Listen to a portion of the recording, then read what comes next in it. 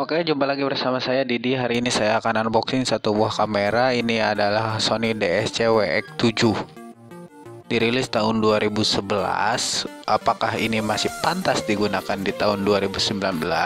Kita akan coba membongkar kemasannya. Ini adalah surat pernyataan tidak packing kayu dari JNT. Dikirimnya dari saudara Mustafa, alamatnya dari Kota Magelang, dan juga ada nomor HP-nya. Kemudian ada alamat pengirimnya di bawahnya dan juga ada tanda tangannya di situ. Tapi walaupun tidak pakai kayu, kemasannya lumayan cukup rapi.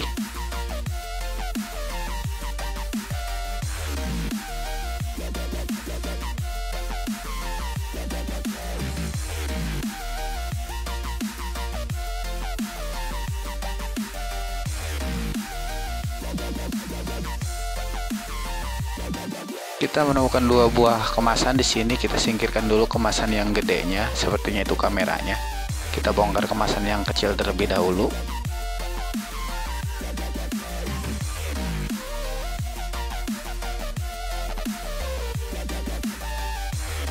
Yang pertama kita mendapatkan satu buah charger kodok. Tidak dapat charger aslinya itu karena kameranya lumayan murah. Kemudian ini sepertinya baterai. Dibungkus plastik lagi di dalamnya.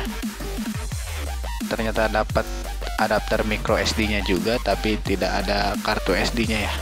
Hanya adapternya saja. Modelnya seperti ini, SDHC. Kemudian ada baterai original merek Sony. Satu buah baterai cadangan, bukan merek Sony ya. Di bawahnya kosong, tidak ada apa-apa lagi. Kita bongkar ke kemasan yang gedenya. Ternyata kita dapat pocket kameranya atau kantong kameranya.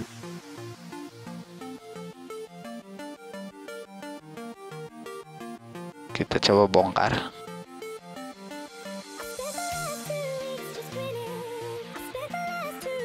Kamera lumayan cukup lama gitu ya, tapi nggak jadul-jadul banget. Masih pantas sepertinya dipakai di tahun 2018 ini.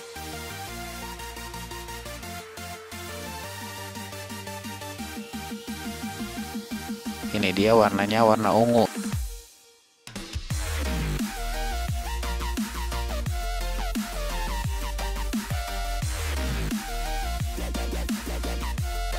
Sony Cybershot di situ tuh tulisnya ya. Ada 16,2 megapiksel di depannya.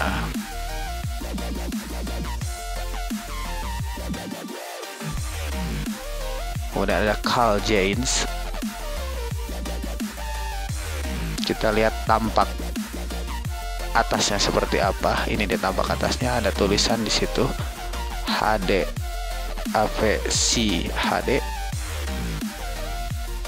Ada tombol on off di situ, dan juga ini adalah tombol shutternya, dan juga di bawah shutter ada zoom out zoom in, ada speaker stereo.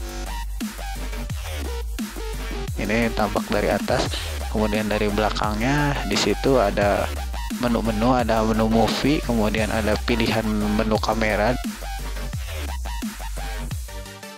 Kemudian ada display, ada di situ ya. Kemudian ada burst shot, kemudian ada timer, dan juga ada flash. Kemudian di situ ada menunya, ada tombol display gambar atau tombol untuk menampilkan gambar, dan terakhir ada di situ kotak sampahnya gitu. Ya, ini tampak belakangnya seperti ini. Kita lihat nanti bagian sampingnya.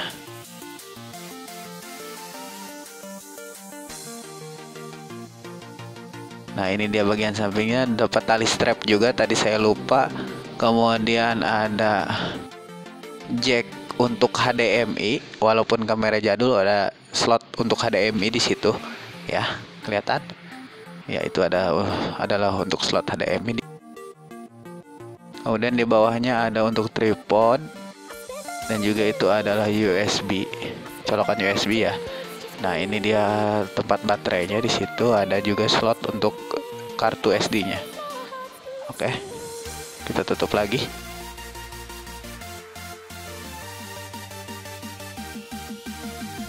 sampingnya. Di sini di sebelah kanan polos. Nah, ini dia tampak dari depan. Nanti kita akan coba menyalakan. Dan untuk hasil kameranya sendiri nanti akan saya tampilkan di akhir video. Jadi kalau kakak-kakak semuanya tidak bosan, jadi silahkan tunggu video ini selesai. Sebetulnya ini mantap gitu ya, untuk digunakan bagi yang punya budget sedikit atau anggaran terbatas gitu. Di situ juga masih banyak pilihan menu-menunya. Caranya kita scroll gitu ya, atau diputar menggunakan jempol bisa, menggunakan telunjuk juga bisa, tapi lebih nyaman menggunakan jempol gitu ya. Nanti saya akan munculkan gambar-gambar dan beserta contoh video hasil perekaman kamera ini. Walaupun cukup lama di tahun 2011, tapi sepertinya ini cukup bagus gitu kalau untuk pemula atau ingin mencoba fotografi dengan mode-mode dasar gitu ya.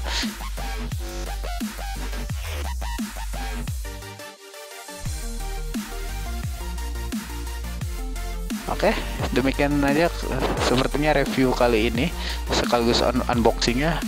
Mantap, sampai jumpa.